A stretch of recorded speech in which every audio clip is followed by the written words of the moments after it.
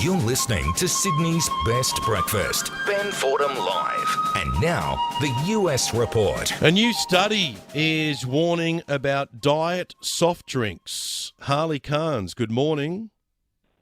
Good morning, Ben. Yeah, it's aspartame that is the reason for it. Whatever you may be drinking, whether it's Diet Coke or Diet Pepsi or anything else that has aspartame in it, it could be problematic. This is a particular study of women who are mothers who consumed at least one or more servings of diet soda a day, or used a comparable amount of aspartame while they were pregnant or breastfeeding, and that dramatically increased the association of autism in males. Now, the study authors say it doesn't prove that aspartame causes autism, but it's a strong indicator of a link. There wasn't any significant association between the two with female children, baby girls. It's very interesting stuff, though, because, aspartame's been reported to cause neurological problems in the brains of some people since it was first introduced a long time ago. And I can tell you that more than one U.S. airline has essentially banned it for use by any of its pilots because of problems in the brain.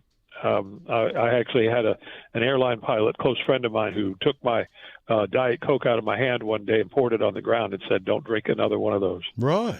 And I told him, I said, "Well, what are you doing?" We were practicing aerobatics at the time, flying upside down, having a lot of fun. He's a very, very good pilot, and his name was Ron. Well, Ron Spencer said to me, "Don't drink another one of those, period." He said, "You can't have that one. I'll pour it out." He did.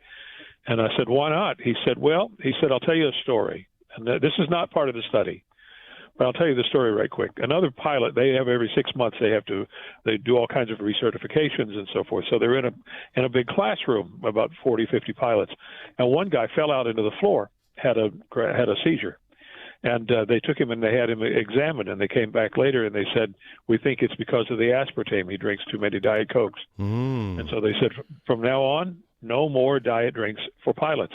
Now, I don't know how many other airlines may or may not have done the same, but I can tell you, an awful lot of pilots in this country have decided we don't need aspartame. There's too many other ways to make things sweet. Good inside story. We'll see what Coke and Pepsi has to say about this latest study. And the Hollywood writers' strike coming to an end? Well, yeah, half of it. I say half of it because this was the big part. The Writers Guild has announced they have a deal, a new 3-year contract. Now, it's subject to a ratification vote by the members, of course, so it's not fully official, but they do have a deal in the works. And it's, strike's been going nearly 5 months, 146 days, one of the longest they've ever had.